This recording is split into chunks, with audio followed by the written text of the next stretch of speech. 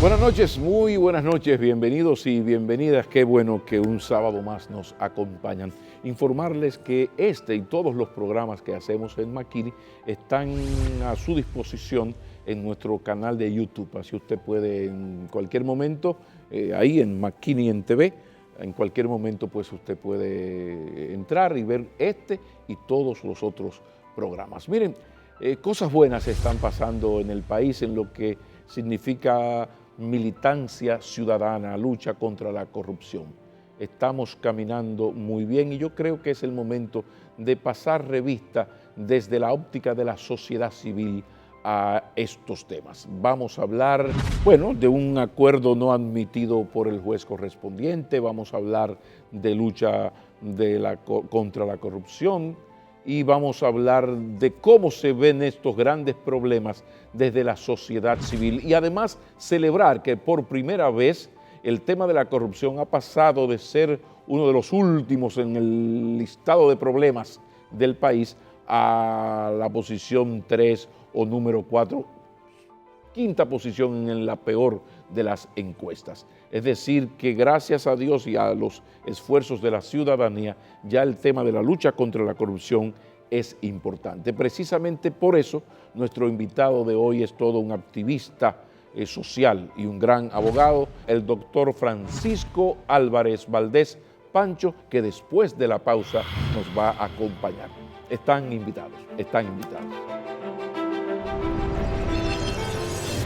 Porque dentro de la Policía Nacional hay tanta corrupción que le impide ser eficaz, que le impide proteger a la ciudadanía.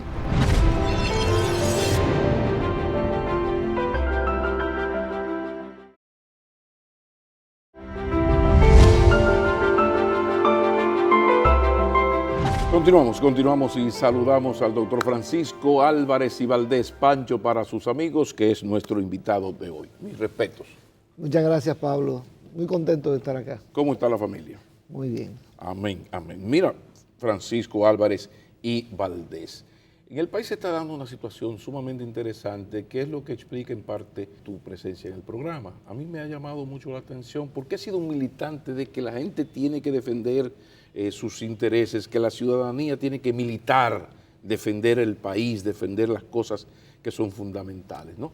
Entonces, de repente sí se está dando una gran militancia ciudadana por un tema que no es económico, que es el tema de la lucha contra la corrupción, la lucha contra la impunidad. Pero además, de repente, ese tema se ha convertido, ha pasado del 12º, octavo lugar en el mejor de los casos, a ser el cuarto, quinto y tercero en algunas encuestas de importancia. Hablemos de qué ha ocurrido que al fin la ciudadanía ha comenzado a interesarse en temas fundamentales, pero no por la lógica reacción de que vino el Fondo Monetario y me afectó con un acuerdo de stand-by, hay un problema de escasez o quebraron unos bancos por un problema de regulación y afectó mi dinero. ¿Qué está pasando? Hablemos de esa buena nueva que está ocurriendo en el país. Tal vez se podría explicar con aquel dicho famoso de que cayó la gota que rebosó el vaso, ¿no? La verdad es que el tema de la corrupción y la impunidad en la República Dominicana ha sido un problema consuetudinario, constante, presente, en todos los gobiernos, sin excepción. Yo creo que eso ha venido colmando la paciencia de la ciudadanía, de aquella ciudadanía que tiene el tiempo, las condiciones para pensar y reflexionar sobre esto. Porque hay mucha gente, lamentablemente, que tiene que salir a la calle a buscar lo que va a comer ese día. Tú no le puedes pedir a ese tipo de personas que piense necesariamente y se siente a dilucidar estos problemas con profundidad. Por eso yo he dicho, bueno, este movimiento es más un movimiento de clase media, que lo mismo que ocurrió con el tema del 4%, ¿no? Pero fíjate, educación, 4%, impunidad y corrupción en esta ocasión, son temas que tienen algo en común, son problemas transversales. Tú dices, no tiene que ver con la economía. Claro que tiene que ver con la economía. Tanto el tema educativo como el tema de la impunidad y la corrupción. Tú comienzas a buscar cuáles son los problemas del país y en todos ellos incide el tema de la impunidad y la corrupción. Seguridad ciudadana, que preocupa muchísimo. Pues ahí incide de manera importante la impunidad y la corrupción. ¿Por qué razón? Bueno, porque ahora acaban de subir, por ejemplo, los sueldos a la policía. Muy bien, es una medida que hay que aplaudir. Pero eso no es suficiente, porque dentro de la Policía Nacional hay tanta corrupción que le impide ser eficaz, que le impide proteger a la ciudadanía.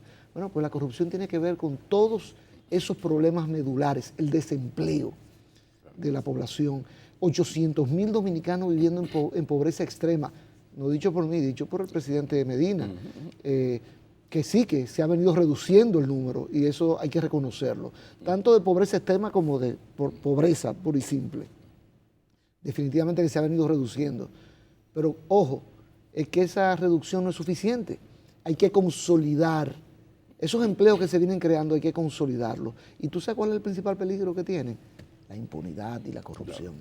Entonces, por eso te digo, lo que ha venido a ocurrir es que se ha levantado la conciencia de las personas que estaban en su casa, que iban al club a jugar dominó, y dicen, y tal vez jugando dominó cambiaron el tema.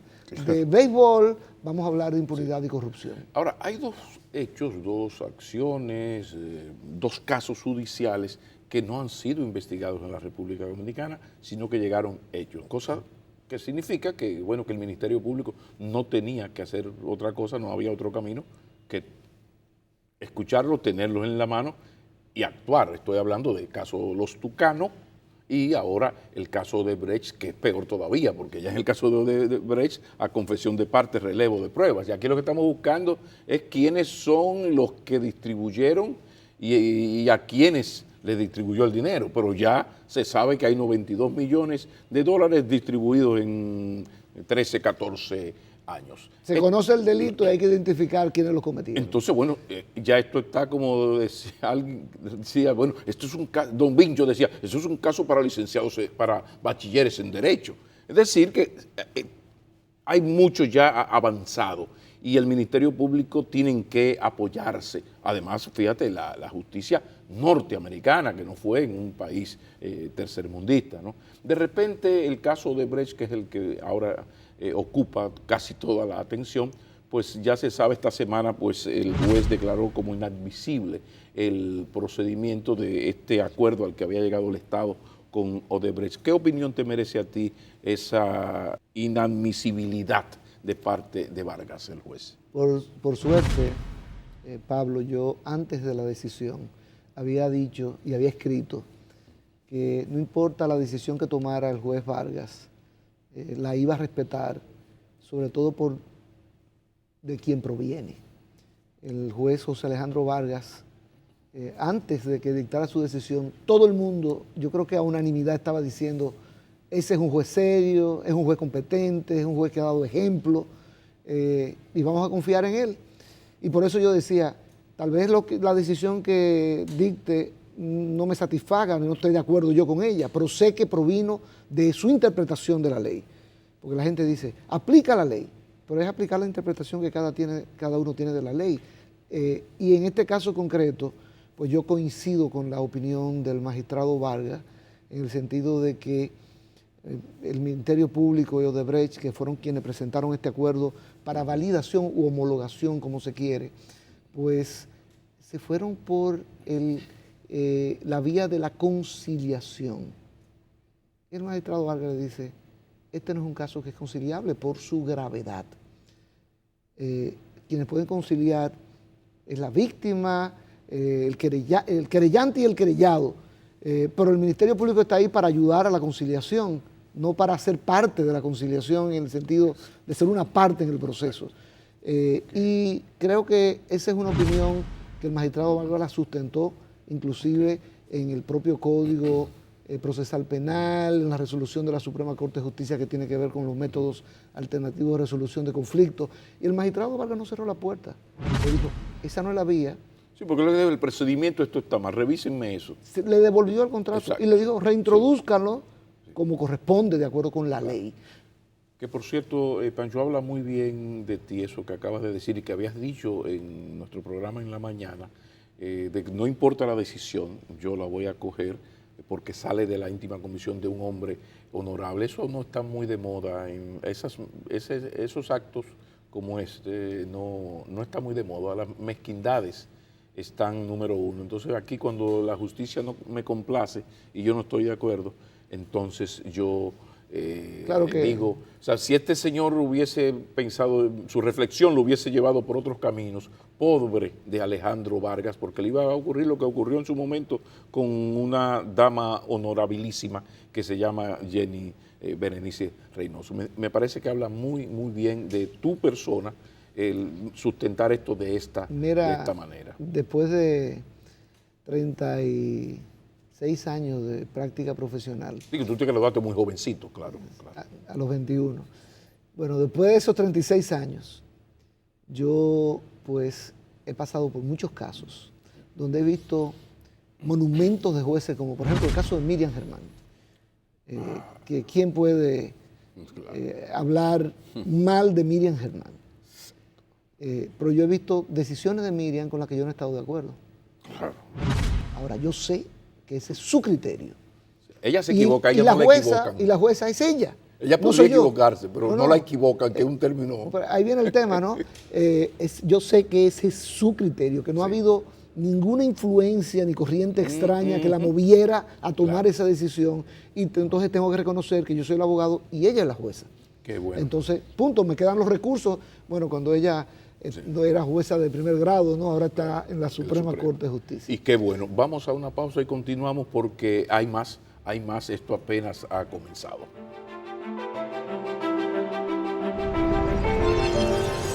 Está diciendo, la conciliación no es una vía para este tipo de casos, por su gravedad.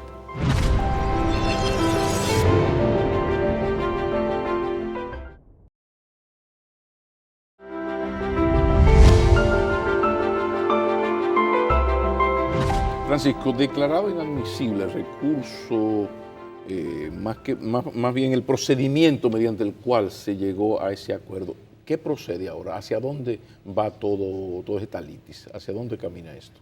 Lo que debería hacer la Procuraduría es no recurrir a esa decisión. Cometería un error si lo hiciera, en mi opinión personal, ¿no? Porque esa es una decisión que no es recurrible. El Código Procesal Penal en el artículo 410 establece que solamente son recurribles aquellas decisiones que expresamente pues se establezcan como recurribles por el propio Código. Y no se menciona esta. Por el contrario, hay una resolución de la Suprema Corte de Justicia, la 1029 del año 2007, sobre procedimientos de resolución alterna de conflictos penales. Y esto fue una conciliación, ¿no? Lo que se pretendió hacer. En otra palabra, que cae dentro de esta resolución, que lo que trata es sobre resolución alterna, o sea, a través de métodos alternativos de resolución de conflictos. ¿Y qué dice el artículo 22 de esa resolución? A solicitud de las partes, el juez homologa el acuerdo intervenido entre ellas. Eso mismo que le solicitaron, magistrado, homologue el acuerdo intervenido entre nosotros. Sí, pero para los ignorantes en el tema, ¿qué significa que el juez diga que no va a homologar eso? Revisen ese procedimiento, yo no voy a homologar eso. Por esto. ¿Y ahora qué va a pasar después? Por vía de la conciliación no procede. Y si recurren la decisión ante la Corte de Apelación, pues se van a topar con que el Código no prevé que ese tipo de resolución es apelable, y por el contrario, el artículo 22 de la resolución 1029 dice que la homologación es conocida por el juez apoderado del proceso. Esta decisión no es objeto de recurso. Ok, entonces ya sabemos que no es objeto de recurso y la posición del juez Vargas es, mira, esto no se puede ir por conciliación. Entonces, eso en dominicano, en idioma normal, eso significa que hay que ir a juicio ya. No te pongan ahora a hacer acuerdos, que hay que ir a... ¿Qué es lo que significa eso, por favor? ¿Hacia dónde va eso? Lo ahora dice el mismo magistrado Vargas en su decisión. A ver, pero tradúcemelo, porque es que acuérdate que el espíritu de Juan Bosch está mucho en este programa. Entonces hay que... Voy a leer como decía don Juan, voy a leer la disposición. Y luego me lo traduce. Y luego lo voy a traducir. Gracias. Dice en su ordinal segundo de su decisión, se ordena la devolución del acuerdo a las partes que lo han convenido. Ministerio Público y empresa imputada Odebrecht, a fin de que lo promuevan al amparo del procedimiento establecido para los casos que comportan la gravedad de los hechos que se investigan. Le está diciendo, la conciliación no es una vía para este tipo de casos, por su gravedad. Okay. Se lo devuelvo. Tráiganmelo vía otro procedimiento que sea acorde con la gravedad del caso. ¿Qué es otro procedimiento acorde con la gravedad? Bueno, vamos a pelear. Exacto. Vamos a los tribunales, vengan. El criterio de oportunidad que se establece en el Código Procesal Penal, ¿qué es lo que permite? La gente dice, ¿qué es lo que es criterio de oportunidad? Es cuando se le da la facultad al Ministerio Público de decir, Pablo, tú cometiste un hecho grave y puedes ser sancionado a 3 años de prisión. Pero tú me puedes dar información que me permita descubrir a los verdaderos responsables, aquellos que pueden ser sancionados, por ejemplo, a 20 años por lavado de activos. Yo voy a sacrificar la pena que te puedo imponer a ti a través de los tribunales si tú me das la información. Eso se llama criterio de oportunidad. El Ministerio Público decide pues llegar a un acuerdo donde se extingue la acción pública cuando se valida por un juez. Algo así no fue que se hizo con Odebrecht, por eso en Brasil, con los 19 años del señor Lo que Odebrecht. le llaman allá delaciones premiadas. Exacto, allá se Pero llama. aquí estamos hablando inclusive de la exoneración de responsabilidad. Allá en Brasil lo que hubo fue reducción de la pena. Okay. Es distinto. Sí, Mira, tú vas a quedar libre, Pablo. Yo sé que tú eres responsable, tú cometiste la infracción, pero tú vas a quedar libre. Si me brindas información. Ahora, el Código Procesal Penal establece que la información que tú me brindes debe ser de tal naturaleza que el sacrificio que yo hago de perseguirte a ti sea compensado por perseguir a otros que tienen una responsabilidad mayor. Entonces, eso tiene que evaluarlo un juez.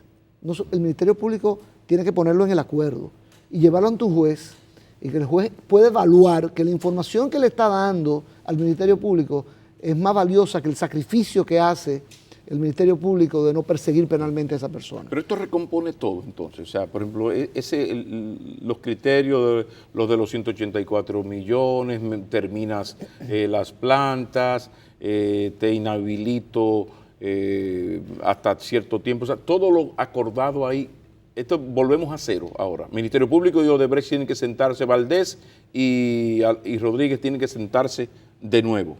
En otras palabras, sí, el acuerdo está en cero, en este momento. En este momento. Y déjame decirte, yo sé que van a comenzar a personas a decir que nos entreguen copia del acuerdo. Pues no, no se puede entregar porque cuando un juez invalida un acuerdo de esta naturaleza, el propio código prevé que nada de lo que está allí puede ser utilizado en contra de la persona que admitió el hecho. Porque ahí en ese acuerdo de Brecht está admitiendo que sobornó. Bueno, lo firmé. Pero si no se valida el acuerdo, si no se homologa, eso no se puede utilizar en justicia. Porque no fue validado, no fue homologado. Si se hubiese homologado, el Ministerio Público hubiese podido entregarlo a la opinión pública inmediatamente. Ahora, ¿qué puede hacer el Ministerio Público? Reformular el acuerdo para someterlo nuevamente, como lo está diciendo el magistrado. El magistrado Vargas no le está diciendo, usted no puede traerme acuerdo con ese caso, sino usted tiene que reformularlo para llevarlo por la vía correcta. Ahora, no le está diciendo cuál es la vía correcta, porque ese es un trabajo del Ministerio Público. El juez... Porque él habla de procedimiento. Sí, pero recuerda que es el criterio de justicia rogada. ¿Qué significa eso? Sí. Que no es el juez que decide qué procedimiento utilizar. No, el juez se le hace un planteamiento y el juez decide.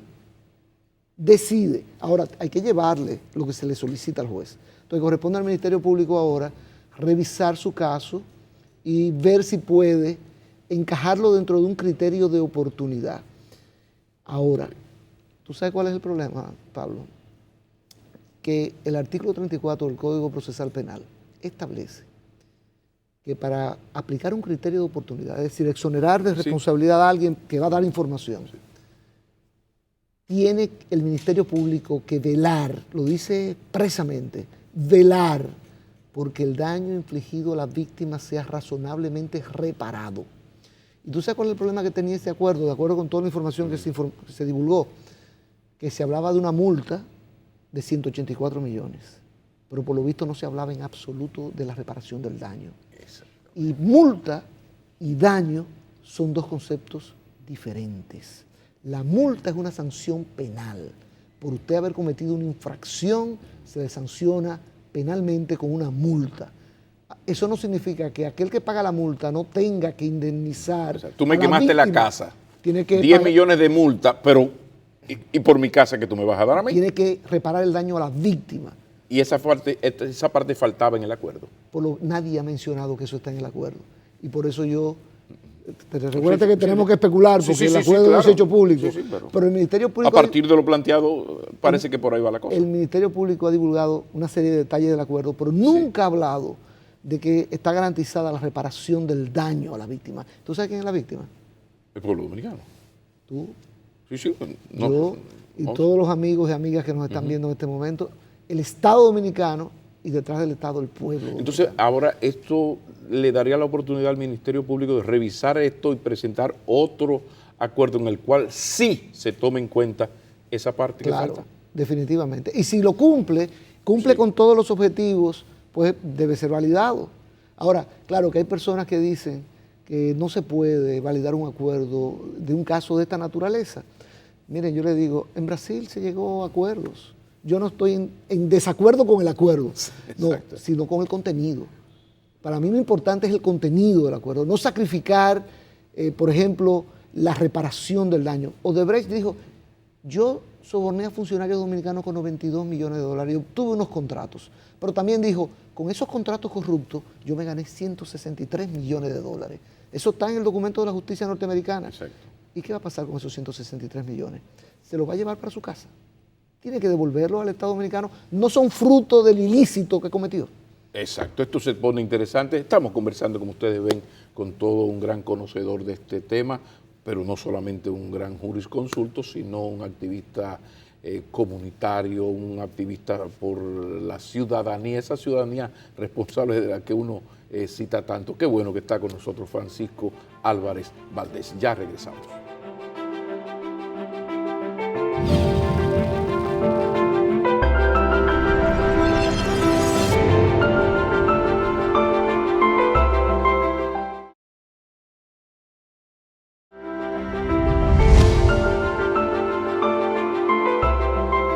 Francisco Álvarez Valdés, tenemos nueva Junta Central Electoral y cuando digo Junta, pienso, vaya usted a saber por qué, en ley de partidos y modificación de la ley electoral. Yo sostengo que si aquí no tenemos para el 2020 una Junta Central Electoral totalmente empoderada para frenar la avaricia, el mercantilismo que hay en la política dominicana toda, aquí se puede armar una vaina, como decía un gran amigo. Hablemos de esa Junta Central Electoral y sus primeros pasos, por favor. Bueno, primero, desde tempranito, ¿no? Decir, porque estamos todavía distantes del 2020, que efectivamente ese primer paso de tener una junta adecuada lo tenemos ya. Ahora hay que dotar al país de una ley de partidos políticos y de una ley electoral consona con la Constitución de la República, acorde con la Constitución y los principios que establece en materia electoral. Pero con régimen de consecuencias, muchos regímenes de consecuencias. Pero bueno, hay un aspecto que, repito, llamó la atención muy temprano y desde ahora. Estas elecciones que vienen en el año 2020 van a ser las primeras en donde se va a elegir primero en el nivel municipal, en el tercer domingo de febrero del año 2020, y luego en el tercer domingo de mayo en el nivel presidencial y congresual. ¿Tú te imaginas que aquí haya problemas en las primeras elecciones municipales y que nos pasemos esos 3 meses antes de mayo peleando, o discutiendo, o impugnando, y no dejando a la Junta trabajar en la organización de la siguiente, la de mayo? Sí, porque añádele a todo esto la cultura del no perder que hay en la política dominicana. Entonces, yo creo que esa solidaridad debería llamar a reflexión a los protagonistas de esto, de poder dotar al país de estos instrumentos tan importantes, el Congreso de la República. Y ahí me centro en un aspecto fundamental, la ley de partidos políticos. Porque ley electoral hemos tenido toda la vida. Sí, sí. Lo que no hemos tenido nunca es una ley de partidos políticos. O una ley electoral que empodere, que es el término que yo utilizo. O sea, que yo te dé poder a ti para que tú, durante este proceso, tú tienes que hacer eso. Si no, yo te parto en dos, o con multas o con lo que sea. En ese aspecto hay que decir, de nuevo, que muchas veces no basta tener una ley Lo que falta es voluntad política para aplicarla. No, ¿no? por supuesto. Entonces, esta Junta Central Electoral va a tener un gran reto que la anterior no quiso asumir. Y es que la Constitución de la República, la del 2010, por primera vez en la historia le dio a la Junta Central Electoral facultad reglamentaria en términos de la campaña electoral, de controlar la campaña electoral, los tiempos de campaña.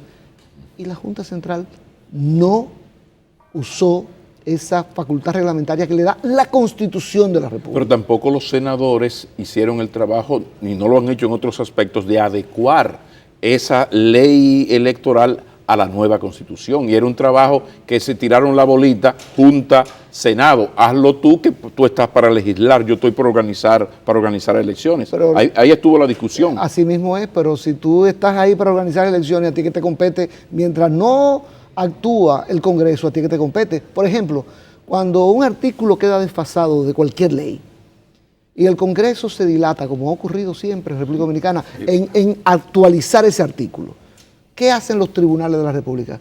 Ah, no, eso tiene el Congreso. No, los tribunales de la República interpretan la ley y lo adecúan. Eso ocurre en Francia, en Estados Unidos y en República Dominicana en menor grado, pero ocurre también. Ha ocurrido. Entonces, no es cuestión de que los tribunales digan, ah, no, eso es un problema del Congreso. No, asumen su responsabilidad. Y eso es lo que tiene que hacer la Junta cuando el Congreso no actúa. Ahora, con la ley de partido político te llamo la atención sobre un aspecto medular que va a ser el más importante de todos. A ver si coincidimos. El tema de la contribución a las campañas de los partidos con fondos privados. Financiamiento.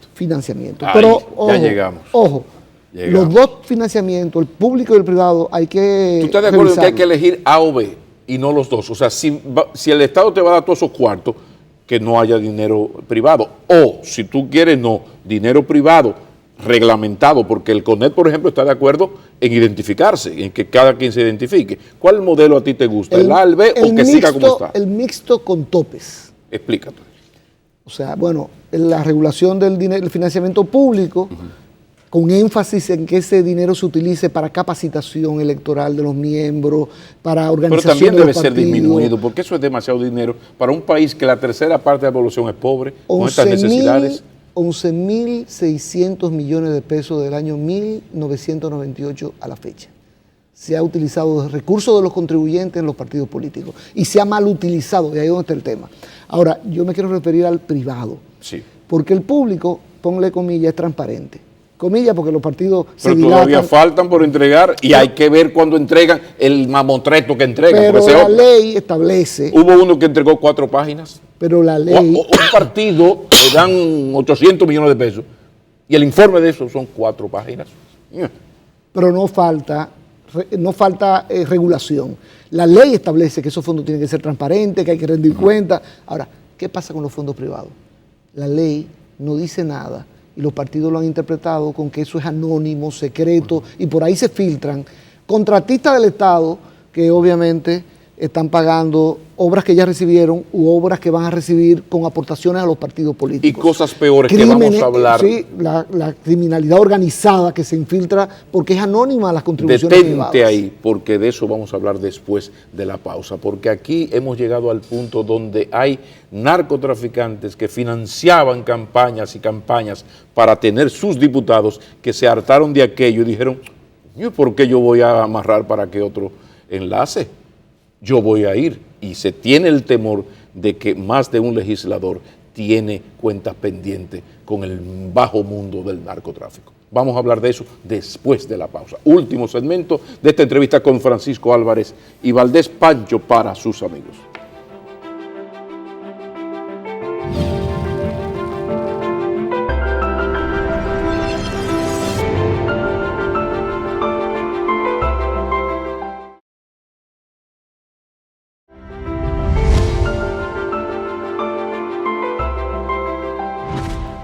Final. Y entonces, ¿qué se va a hacer y qué se puede hacer con la ley electoral, con la ley de partidos, para evitar esta plutocracia que se puede llegar a constituir a partir ya no solamente de ricos con fortunas legalmente constituidas que financian partidos políticos y luego esos políticos les obedecen, sino ya el bajo mundo del narcotráfico que tiene ya sus personajes dentro de la estructura de poder institucional de la República Dominicana. ¿Qué se puede hacer y cuáles son los riesgos? Pancho Álvarez Valdés. Pues mira, la nueva Junta Central Electoral acaba de someter hace unas semanas los proyectos de leyes de materia electoral y de partidos políticos. Está de nuevo en el Congreso. De nuevo porque han ido no sé cuántas veces al Congreso y han perimido y ahora han sido reintroducidos nuevamente.